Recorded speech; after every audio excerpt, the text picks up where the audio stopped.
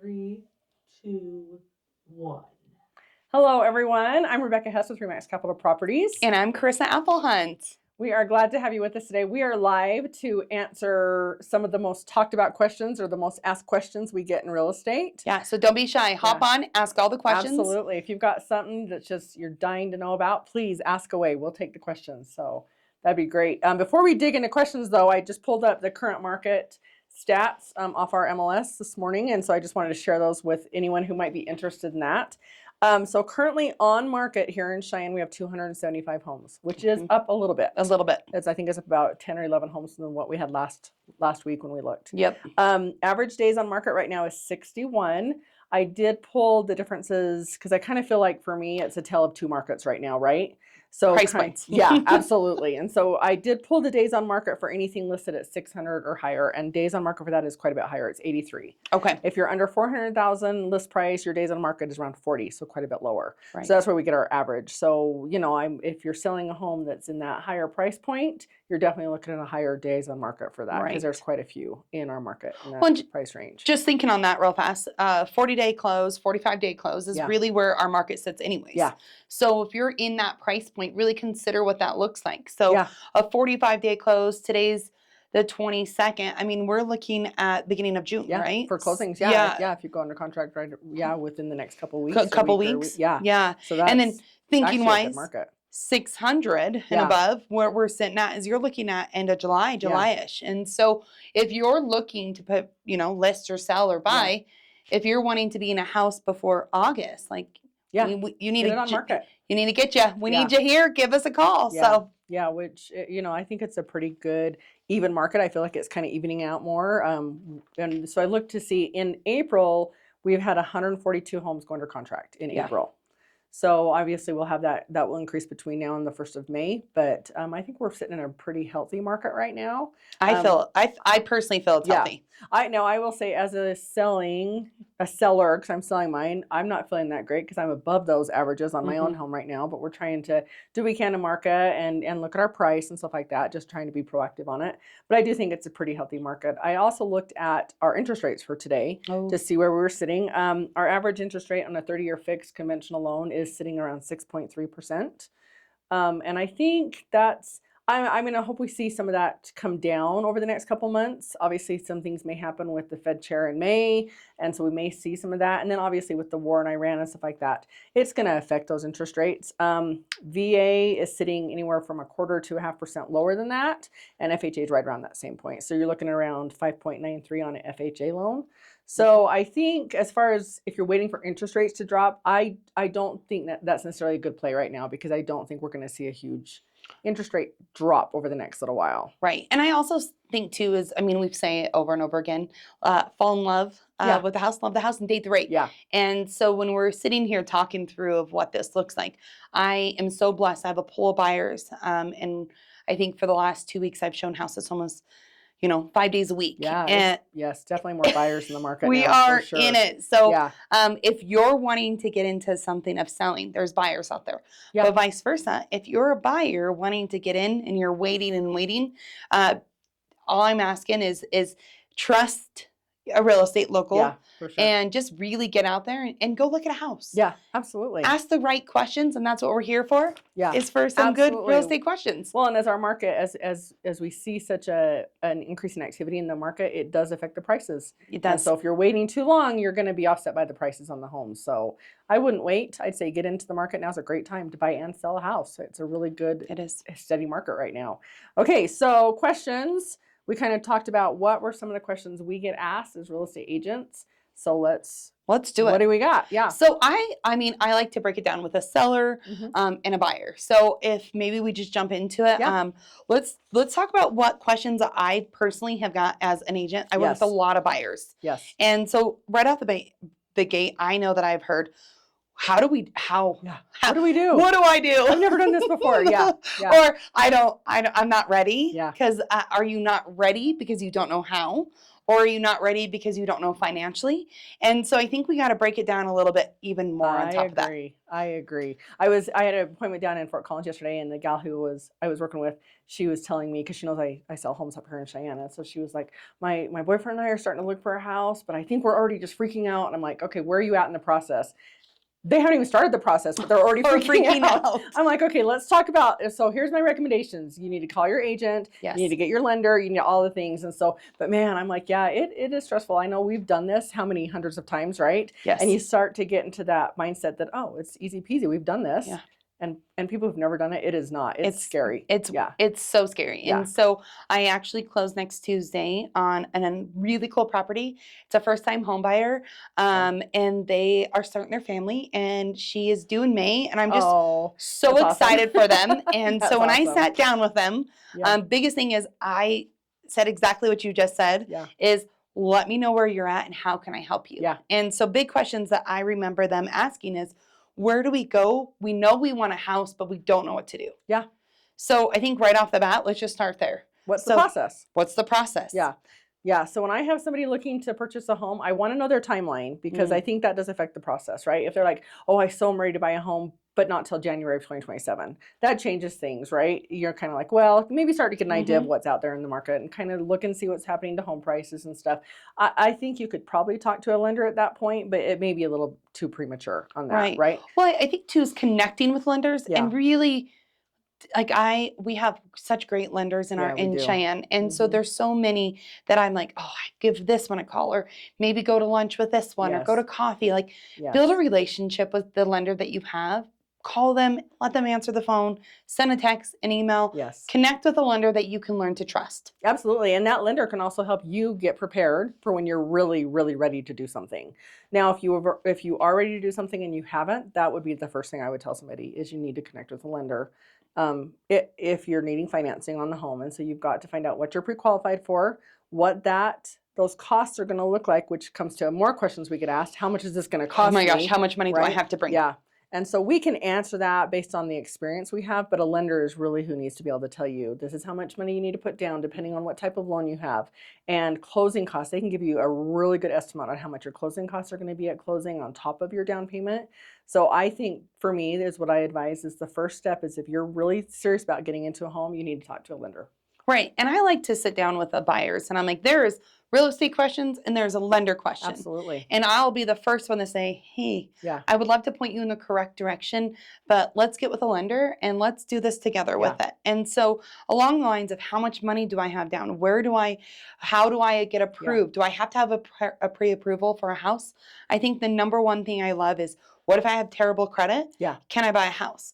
Well, I can't help you with any of that, but I have great lenders. And I'll point you in that. So ask the questions with your real estate agents, and then get connected with the lender, and we'll go from that process of it. And we really do have the luxury of getting to know these lenders through the transactions we do, right? Yes. And I think for the most part, we have really great lenders here in town. Obviously, there's been some in the past where I'm like, oh my gosh, that was hard, right? But I think for the most part, we do have really good lenders that we can kind of help guide you to some different options with that. And like I say about real estate agents too, not everyone's a perfect fit. No. So we usually have more than one. Like if you know, here, talk to this person, and kind of see how you feel.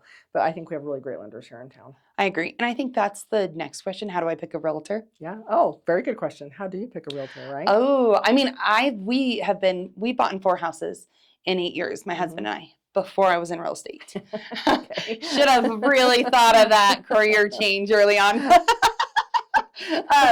But honestly, I am so thankful because I've been through the process, right? And so when I say I go through the process, I put myself in their shoes. Absolutely. And so when I think about, when you pick a realtor, are they listening to you? Yeah. Are they willing to meet with you? Do they accommodate to your schedule? I mean, my favorite line with my buyers and my sellers is, I work for you. My job is to work for you and with you. And so in the end of the day, when we go and you sign the paper and you close on this house, our relationship doesn't end.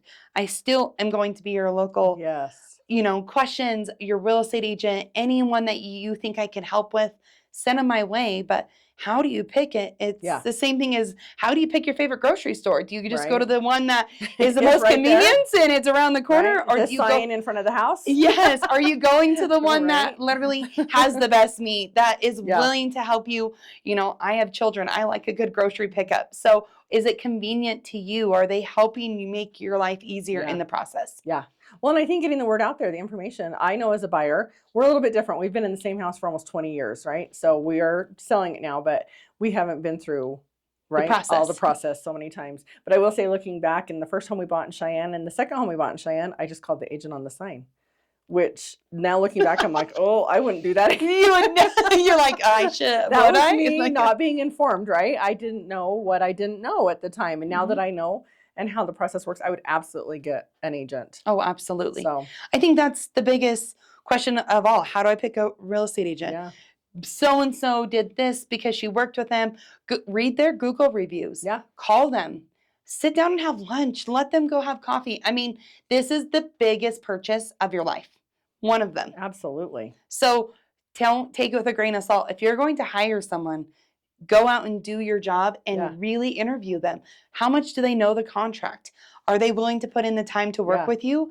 I mean, I can tell you over the 5 days of me working with a couple different buyers, we're looking at houses at 6 o'clock at night. And then knowing that they have families, are they, are we accommodating the schedules? Are they going to look at houses if you can't? So there's a whole laundry list. I think we can easily dive deep on that. But I think that's a big question is don't be afraid to ask the right questions when you pick your realtor. And I will say, with the experience I have, because I've been doing this 8 years now, so I have a little bit of experience, I did get grilled at a listing appointment last week. I was like, oh my, do I know the answers? I do know the answers. Don't freak out. You know what I mean? But they grilled me, and I was proud of them. They did their research and their homework, and they asked me some really good questions. I love that because that's what I expect. I want to help you. Yeah. How can I help you? So I love that. That's good. And I do see there's a lot to be said about listening to the people around you. We always joke about don't take so-and-so's parents to the inspections with you because it'll kill every deal, right? But I do think listening to friends and family, have they had a good experience with an agent, because they can definitely help guide you to a good agent too, to at least start asking questions with, right? Absolutely. So. And I think that kind of goes into the next question is, I mean, there's so many right here that says like, what's my down payment look like? What's my closing cost? How do we pay? And I think when you sit down with your realtor, those are questions you need to ask. Because find your comfortability. When we meet with a lender, they're going to tell you what your price point is. But sometimes it's at your highest price points. Yeah. And so we need to break that down a little bit. Are you comfortable with that payment? Yes. And I think that's the big thing when you talk to a lender or a real estate agent, you need to be very clear on what you're comfortable with. Yes. Where you want to sit. I think we have a tendency sometimes, depending on the market we're in, to maybe throw houses at our clients that maybe don't fit the price range where they're really comfortable. And sometimes we just don't know where they're really comfortable. So as a client, as a buyer, you need to be really upfront and say, I don't want to go over this. And then obviously, that may change as we go out and look at homes and stuff like that. You just need to communicate where you're comfortable. And I think that's where it sits down is communication is huge. Yeah. Huge on that. So the next one I have here is closing costs. Who pays for closing costs? Yeah. And I think that depends on the market, right? I mean, traditionally, you have your own closing costs. A buyer has their closing costs. A seller has their closing costs, and they're different. Your closing costs are your title company fees, your closing person fees, right? You've got taxes that are prorated. You're going to have, if you're a buyer, you're going to have lender fees on top of that. So traditionally, each pays their own. Well, depending on the market. If you're sitting with a house that's over $600,000 that's on market for 82 days, you might be able to negotiate some of those closing costs paid by the seller in an offer. And I love that you said negotiate. And negotiate. And don't expect, but negotiate. And I think that's the conversation that we have to have is the difference between walking in and having an expectation that I'm not paying any closing costs versus, hey, I'm open, but this is where this is what I would like to be able to do, negotiation. So this whole process from start to finish is negotiation. Yes. Absolutely. And problem solving too, right? Yes. And obviously as an agent, because we do have the experience, we can kind of foresee problems happening, things that are going to come our way, and we help to either ward them off or work through them. Yes. And that's what we do. And we get really good at getting through some of these problems. I think getting through problems. And that kind of rolls into the next is appraisal. I mean, I have seen so many buyers and so many sellers get scared of appraisals and inspections. Yeah. So I think breaking this part down a little bit more might really help get an idea of what that truly looks like. Yeah. I think so too. And on an appraisal, if you've got a really good agent who's in tune with the market, hopefully they can guide you to the right price point Yes. where you list your house, so that when an appraisal does come in, you're not dealing with any major discrepancies there, right? And then I think inspections too, from a selling standpoint, let them know these are the inspections the buyers could possibly have. Is there anything you know of right away that we could handle beforehand? Just what the expectations might be when we have a plumber come in, an electrician come in, HVAC come in, whole home inspections, things like that. Just help educate your sellers on what to expect. And then on the other side with your buyers, being able to help show those options. Show 'em. Right? I think the biggest question I always get is who pays for appraisal? Yeah. And so I love when I say that's your appraisal as a buyer. Yeah. You're paying for it as a buyer because it's your appraisal. No one else gets that. Yeah. It's yours. And so that's something to really consider and hold on to, is keep that appraisal. I know when I work with my buyers, I print it out for them when they want me to have it. And I put it in a binder from them if they want me to, or if not, I give them a binder that they can have it where they can be able to reference back to it. So I think that's a big question of where it comes in. I think working with a buyer too is I try to protect my buyers on the side of making sure that if it doesn't appraise, then we go back to negotiations. Yeah, absolutely. And I think that has to be a conversation with the seller and the buyer that says, hey, if we're, at an offer at $350,000 and the appraisal comes in at $320,000, we're going back to negotiations. Right? And I've had sellers be like, okay, just take the price down to $320,000. I have had one that would not budge at all, and we did negotiate a split in the middle there, that because the buyers really wanted the house and the sellers weren't really willing to come all the way down, so we did negotiate that and it worked out. But I don't think we can expect, just because an appraisal comes in low, that prices are going to change. That's where the negotiations come in, right? Yep. I would say too, an appraisal being ordered, that is done by your lender on your behalf, right, for you. And so working through that appraisal that comes through with the lender, as agents, we kind of sometimes get that on the back side of it usually when something's wrong. Right. We definitely keep track, right? So working with a lot of my buyers, my question is when's appraisal due back? Yeah. And so I keep track of that. And then my next question always is there any repairs that are needed? Yeah. And then we go back to the word negotiations. And we negotiate on who's paying for those repairs. What's those repairs? And what's realistic with those repairs? Yeah. Like, can the seller do them? Can we pay someone? Yeah. Those if it's a VA, we're looking at handrails, paint. Yeah. Yep. If it's a FHA, similar.